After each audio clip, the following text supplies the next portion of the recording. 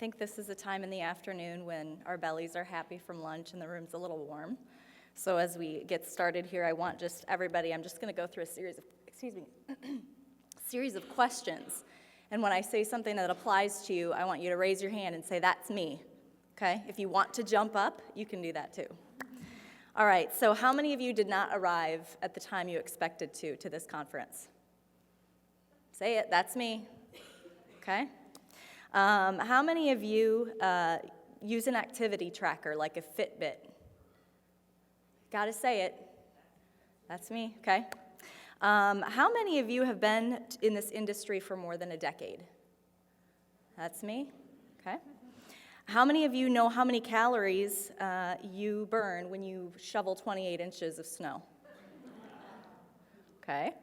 How many of you are frustrated with media coverage? This is kind of a shout out to Dr. Amy. Either the lack of reporting on your studies or the inaccuracies you see reporting or conclusions made on other studies. That's me, okay? How many of you ate too much last night? That's me. How many of you, this is for Dr. Antonia, how many of you are wearing sunscreen right now, maybe in your moisturizer? That's me, okay? We might do that official poll later with the age range to understand. Let's see, how many of you had children? That's me, okay. Grandchildren? Okay. How many of you eat? That's me. Okay. Silly set of questions, want to get a little bit of interaction here, but also want you to be thinking about these different things. There are some of the questions here that binded a lot of us together, allowed us to find some similarities in group norms, and others were a little bit less consistent for the group. And I want us to think about that because as we have all of these opportunities and challenges with communicating with the public, especially about complex science and the information you're working on, we have to think about the audience we're targeting and what's important to them and how that matches what we believe is important for the industry and what's important for them to understand. So just quickly, disclosure, the Center for Food Integrity is driven by this mission to earn consumer trust in today's food system. Everything we do serves that mission.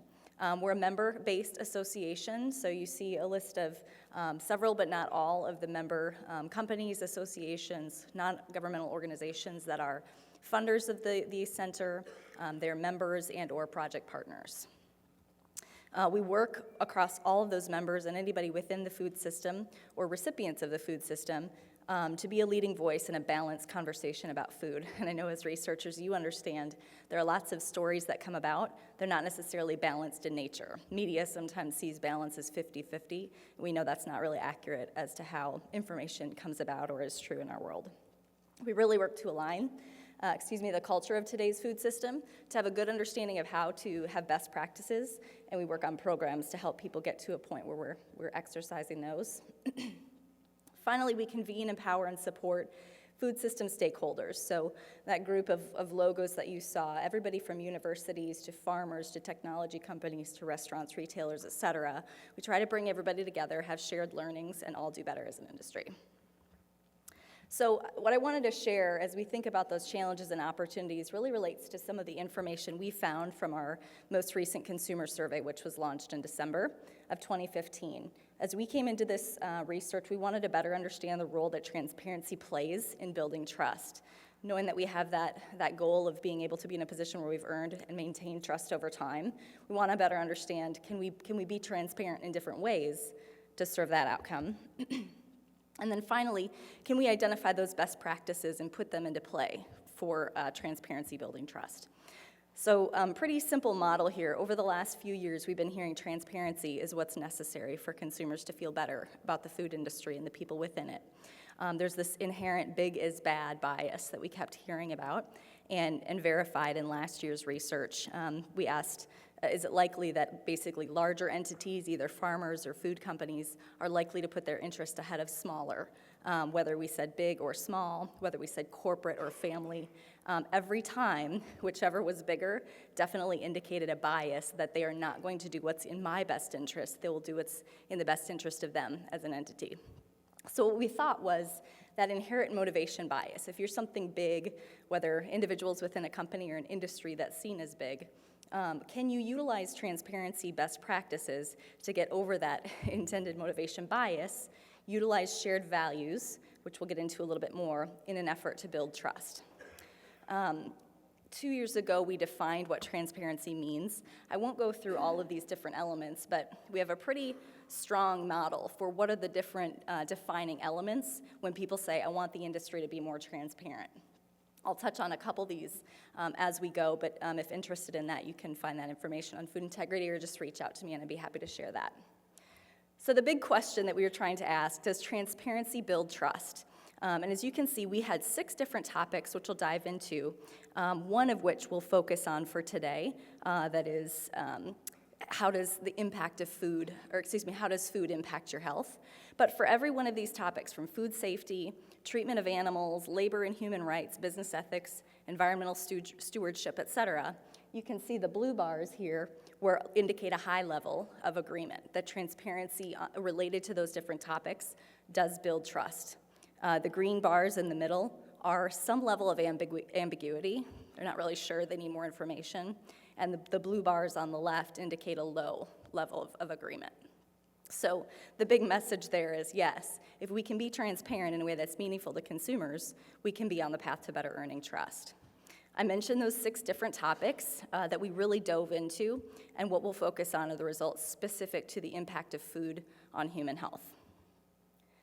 So breaking down the model a little bit, and I'm not going to get into R-squared values. I'm not going to get myself into trouble with this group. But in general, we looked at 4 different types of best practices or types of information that could be shared to showcase transparency. So the first is policies, and this is what am I supposed to do? What are the regulations, the rules that the company has put on itself, et cetera. The next one is practices. So this is my values in action as a company. This is what I actually do on a day-to-day basis. Performance is how did I do in the past? So what does the history of the company look like? And verification is what did somebody else prove I did? What is oversight? Who's in charge of those? And what do they tell me has been done? So thinking about those, we put together some examples of the illustrated practices to showcase what policies, practices, and verification might look like. We gave people scenarios and asked them, would this build your trust? Does this sound like transparency that would help you trust a company or not? We put that through the filter of each one of those 6 different topics I mentioned and got to a point where we had our R-squared values to understand, do these types of indicators help us understand whether we can build trust over time? So as it relates, again, a lot of information here, but a couple things to notice. As it relates to the impact of food on our health, performance, so thinking about what's been done in the past is a big indicator for people. And when you think about how people have looked at long-term health studies, they're looking backwards to try to understand what's going on today and whether they feel okay about that. So it's interesting. We're going to focus on what are some of those examples for how people have felt good, as well as the practices we can implement today to help them understand what's going on in breaking down this complex science about what we're learning about food. With the other 5 of 6 topics, you notice that practices are sort of the gold standard in terms of what people need to have in order to feel that the industry is being transparent and honest with them. So who do you think consumers are going to hold most accountable? Well, again, we broke this down by each one of those topics. So we said, who do you hold most responsible out of this list? Food companies, farmers, grocery stores, or restaurants? The first topic was the impact of food on health. 41% of respondents ranked food companies as their number 1 entity that they're going to hold responsible. Next is farmers, then grocery stores, and then restaurants. It makes sense based on the fact that you all have control over labels. You know, you're responsible for reporting, or you're on the receiving end of that information and have that obligation to report that out to consumers. I'm going to pull up the rest of these and just point out a couple. As you look at every single one, you notice a trend in that green bar that represents food companies, and that is food companies have the most responsibility or assigned the most responsibility for carrying out the transparency elements for every one of those topics. One that might be a little bit surprising, animal well-being, second to last here. 49% of people hold the food company responsible. 30% of people hold the farmers responsible. So a little bit of a challenge there. A couple of the reasons we've been able to pull out are that some people believe that food companies are the farmers, so corporate agriculture, corporate ownership. And the other one is, well, the food companies can dictate where the food supply comes from. So if they don't like what's going on with one company, they can dictate and have the responsibility to do so if they don't think animal well-being is a consideration that's being made. So just an interesting play out there. The next one, transparency specific to the impact of food on health. I said we'd dig into some of what we discovered here, so I'd like to take a little time to focus on those. First, excuse me. First, we asked people to rate their level of agreement on a scale of 0 to 10. 8, 9, 10, high level of agreement. 4 to 7, not really sure. And 0 to 3 is low level of agreement. So I'm more concerned about healthy eating than I was a year ago. You've got 45% of respondents saying, yes, I'm more concerned than I was a year ago, and that's actually consistent with what we saw in 2014. We think about some of the panelists before this and needing to report and rely on that reporting data. We know that at least almost 50% of the population is looking to do more. I don't know how that tracks with the different tracking softwares, but interesting to understand that people are, a good percentage of the population is looking to understand how to do better. The next one, having access to all the information I want about where my food comes from, how it's produced, and its safety. 28% of the population agree with this strongly. 53% don't feel they have enough to make a decision, and 19% disagree. Slightly lower than last year on that high level of agreement, but interesting that with all of the information that we have today through online means, all of the nutrition facts data that's available through packaging, such a huge amount of such a big percentage of the population still feels they don't have all the information they need on those different deliverables. The next one, where do people want to receive this information? Where is it most important for them to see it? 50% of people said that as it relates to products' impact on my health, they want to see that right on the food packaging. How many of you saw the Campbell's announcements on labeling GMOs? Okay, so one of the sort of juxtapositions to the yay, finally they're being transparent reactions I've seen is, I can't believe this, it's not giving them any better information than they had before, or it's not meaningful information. But for people who are on the that's a great idea side of that piece, really think that's relevant to them. It means something to them. So I think it'll be interesting to see how this shakes out with the types of information that are shared on packaging over time.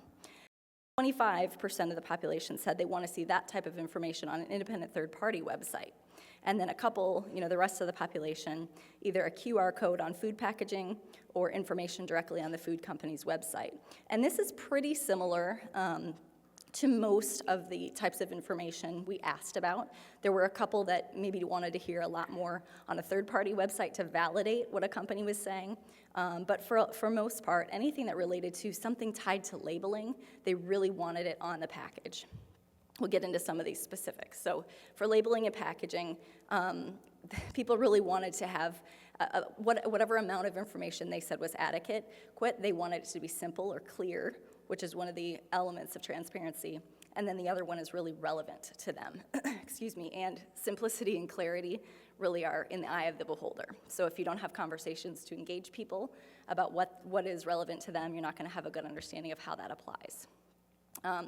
Providing information about how many servings are in a package on the nutrition label, 43% of people said yes, that indicates a high level of transparency.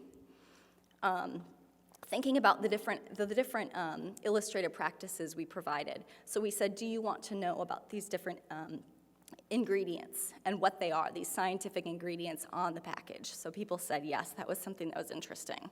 Were antibiotics used in animals that are creating this food? Were hormones used in the production of these meat, milk, or eggs? And finally, specifically on GMOs, do you want those labeled? So those were all similar types of illustrative practices that we gave and questioned people, is this the type of information you would deem transparent? So we'll go into a couple of those. One, does the company use friendly names for these consumers to help them understand these chemical nutrients these chemical names on the nutrition label? And 42% said yes. That would be a high indicator of something that would help me trust this company. Are they providing easy to understand definitions of those scientific names on the website? So we're talking about label versus website, and 43%, again, said yes, I'd like to have that information. We've seen some of those initiatives come to fruition with Smart Label, which is a product that Hershey's did and now GMA has adopted. So interesting to see how that'll play out as well. I brought up this idea of the audience. Who is your audience? And you have to know that if you're going to put together communications that matter. So in this case, both moms and foodies said that providing information on the use of preservatives and on the nutrition label was going to be very important to them, whereas millennials said providing information whether ingredients were used for GMOs, that needs to be on the package. Those were the things that were most important to them for labeling. So in terms of best practices for actually engaging folks, you have to have channels that are going to invite two-way dialogue. People want to have a place to put, sort of claim their stance on issues and provide input and ask questions, and then they also want to be responded to.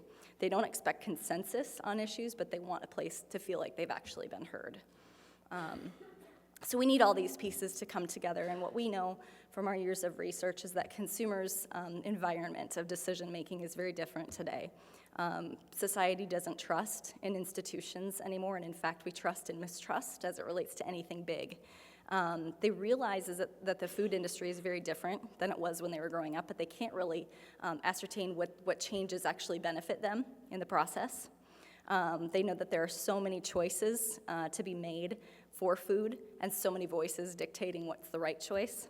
And they want to really know who are the people that are behind the food industry. And add to that the fact that none of us gets to opt out of eating. It's necessary. It's very traditional. We tie it to our celebrations, our mourning, et cetera. And it's personal. I always say don't go to a party and chat about religion and politics, which means you don't get to talk about food, because food's religion. So how can we do better? I do want to just play this short video on CFI's trust model. I have more slides, but I'll hold those off until we get into the later discussion. CFI has built a peer-reviewed and published model for how we build trust through our communications, and so this is that model. Consumers aren't sure they can trust the way food is produced today. Skeptical big food will do what's right for people, animals, and the planet.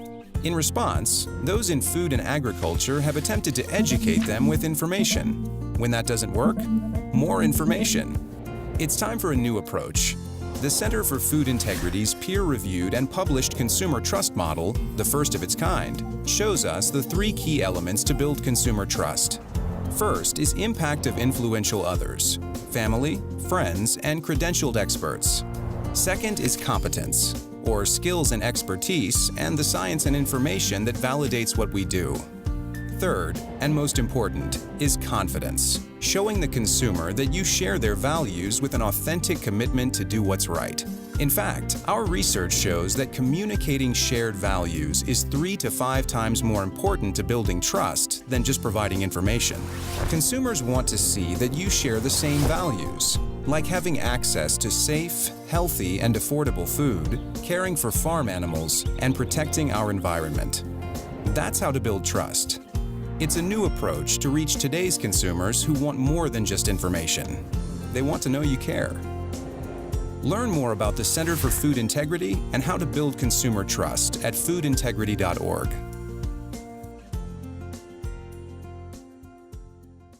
So just to reiterate, it's not only about the science that you have in your back pocket. It's not just about the story that data can tell. It's about helping people understand that you're really committed to and caring about these topics.